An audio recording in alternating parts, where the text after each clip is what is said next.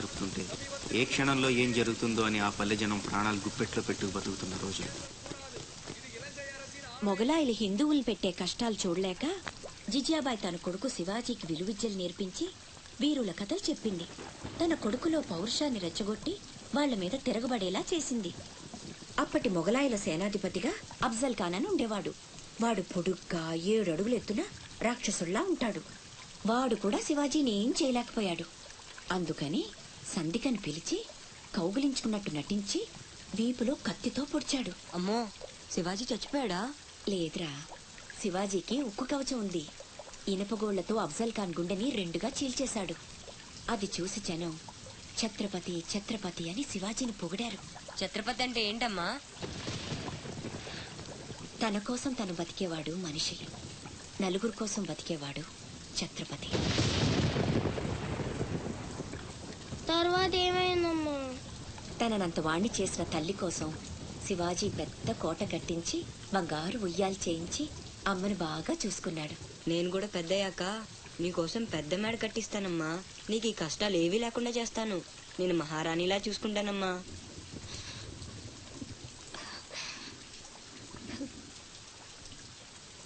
నువ్వు చాలా గొప్పవాడు అవుతావు నాన్న.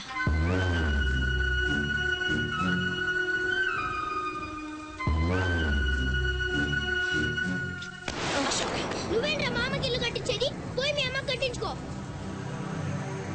అశోక్, ఏమిట్రా మాటలు? అందరూ అంటున్నారు వాళ్ళమ్మ చచ్చిపోతే నాన్నకి నిన్నిచ్చి పెళ్లి చేశారంట. అంటే నేను ఒక్కడనేగా నీ కొడుకుని, వాడు వాళ్ళమ్మ కొడుకు. తప్పు నాన్న. రామలక్ష్మణులు కూడా ఒక తల్లి బిడ్డలు కాదురా. అన్నదమ్ములంటే వాళ్ళ గురించే చెప్పుకుంటారు. మీరు కూడా అలాగే కలిసి ఉండాలిరా. మీరిద్దరూ దెబ్బలాడుకుంటుంటే నేను భరించలేనురా. అది నాకు చావు కన్నా పెద్ద శిక్ష.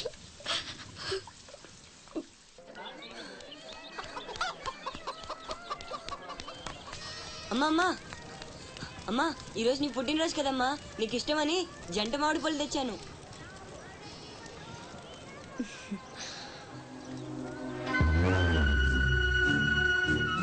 అమ్మ కోరికలన్నీ నీకే తెలుసురా. పండు చాలా బాగుందన్న. ఎక్కడి నుంచి తెచ్చావు? సత్తన్న తోటలో దొంగతనం చేసి తెచ్చాడు. ఏరా, దొంగతనం చేసావా? లేదమ్మా. అబద్ధం చెప్తున్నాడమ్మా. ఇందాక బడేకి కొట్టి దొంగతనానికి వెళ్ళాడు. కావాలంటే ఒట్టేసి చెప్పమను. ఒట్టేసి చెప్పరా.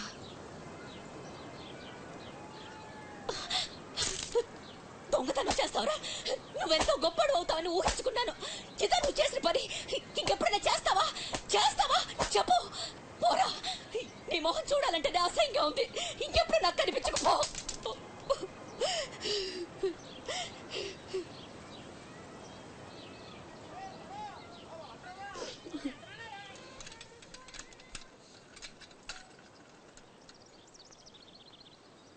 పుల్లయ్యగాడు ఊరగాయకు వందకాయ అడిగాడు, ఇచ్చావా? ఇచ్చాను. సత్తన్నా, ఏంటమ్మా? మా పెద్దబ్బాయి వీటిని మీ తోటలో దొంగతనం చేశాడు. క్షమించన్నా. బలేదానివమ్మా. ఇది నీకు ఇష్టం అని అడిగాడు. దాందే ఉంది తీసుకెళ్ళరా అంటే నాకు ఒట్టినే వద్దు అని తోటలో సందటాల దాకా పనిచేసి మరీ తీసుకొచ్చాడమ్మా. ఇంకో 4 పట్టుకెళ్ళరా అంటే నేను మా తమ్ముళ్లాగా ఈ జంట మామిడి పళ్ళు అంటే మా అమ్మకి ఎంతో ఇష్టమని కోసుకెళ్ళాడట.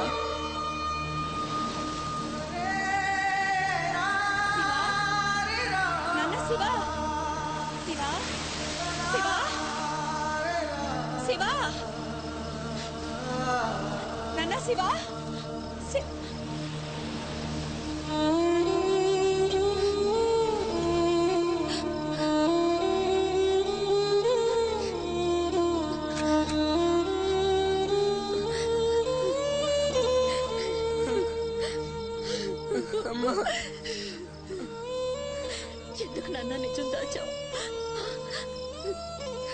ఒట్టేయమన్నప్పుడైనా ఎందుకు చెప్పలేదురా? ఒట్టేసి ఒక మాట, వేయకుండా ఒక మాట చెప్పనమ్మా.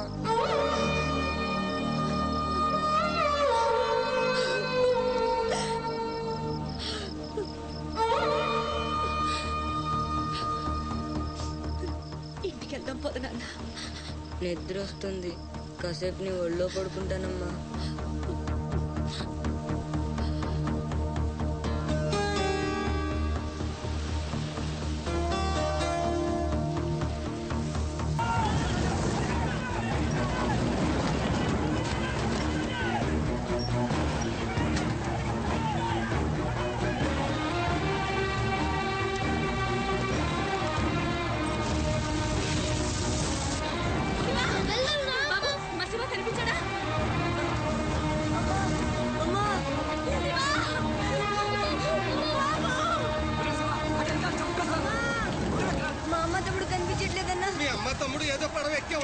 నువ్వు ఎక్కరా.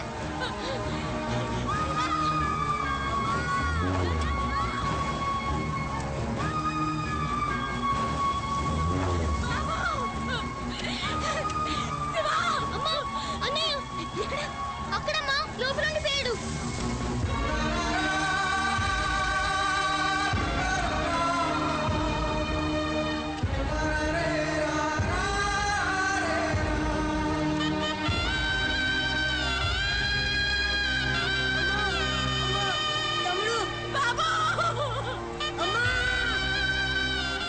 దూకితే చచ్చిపోతావరా. వెనక్కలు ఏదో పడవలో వస్తారా.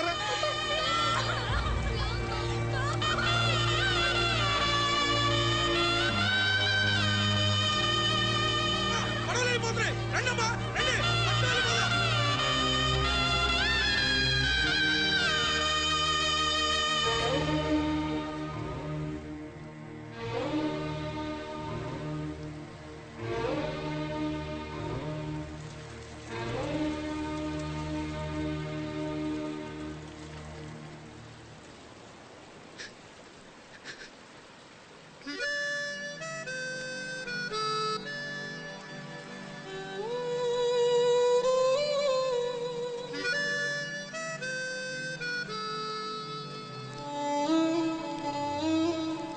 నా పేరు భద్రం. శివాజీ.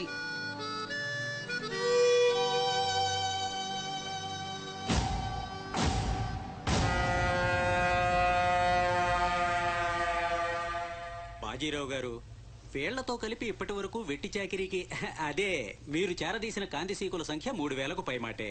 మరి మాకు కూడా థ్యాంక్ యూ సార్. వాళ్ళకి పొజిషన్ ఏంటో ఓసారి చెప్పు. అలాగే సార్.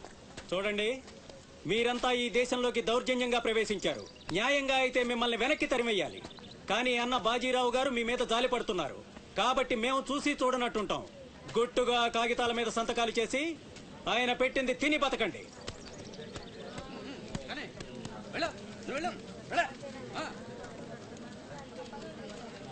తెల్ల కాగితాల మీద సంతకాలు ఏంటండి? ఇదంతా మోసం. మాకు తెలిసా మాత్రం మేము చదువుకున్నాం. ఇక్కడ కాకపోతే బయట ఎక్కడో పని చేసుకు బతుకుతాం. మేము సంతకాలు పెట్టమండి.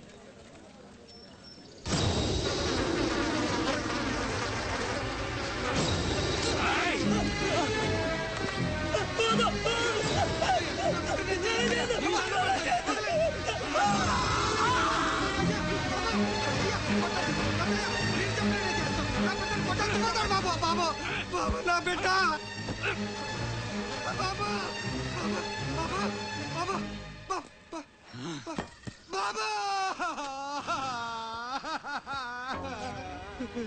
ఏయ్, చూశారుగా, ఎదురు తిరిగినోడు చావడు, వాడి వెనకున్నోడు చేస్తాడు.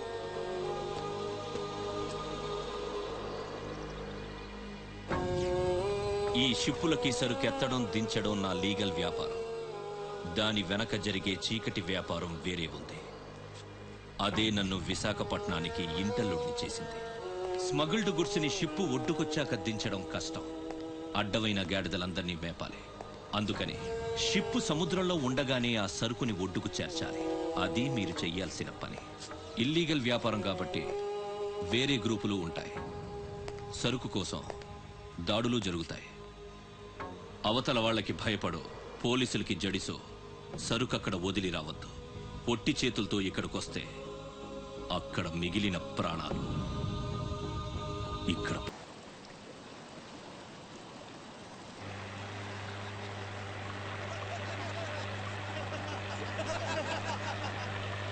ఇంతకీ ఆడు చచ్చుంటాడా బతికుంటాడా? వాడు చచ్చే ఉంటాడన్నా. ఇంతసేపు ఎక్కడ బతుకుతాడనా? ఇంకేం బతుకుతాడు? ఖచ్చితంగా చచ్చే ఉంటాడు. అయితే పందెం. వాడు చచ్చే ఉంటాడని నా పందెం 500 అన్నా. నా పందెం 800 అన్నా. 1000 రూపాయలు నా పందెం. నా పందెం 1200. నాది 1500 అన్నా. ఖచ్చితంగా బతికుంటాడని నా పందెం 2000. లాగండ్రా.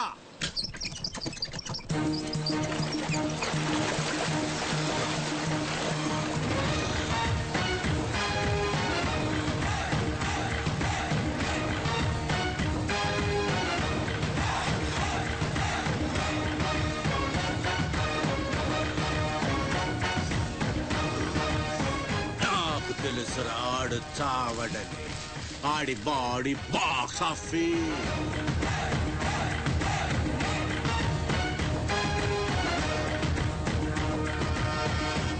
షిప్పులోంచి సరుకు దించారని తెలిసింది. మేమొచ్చేసరికి దాన్ని మాయం చేశాం. నడిసంద్రంలో అది ఎలా కుదిరింది?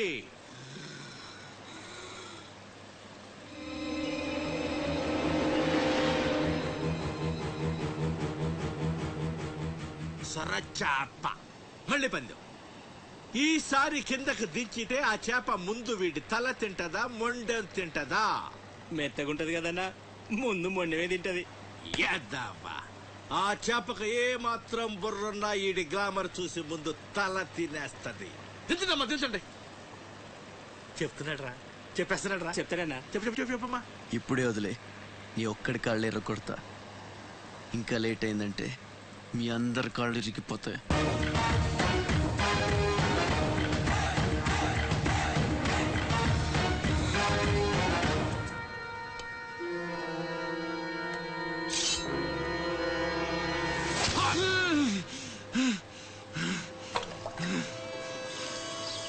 నెత్తురు వాసన చూస్తే సొరకి పిచ్చెక్కిపోద్ది.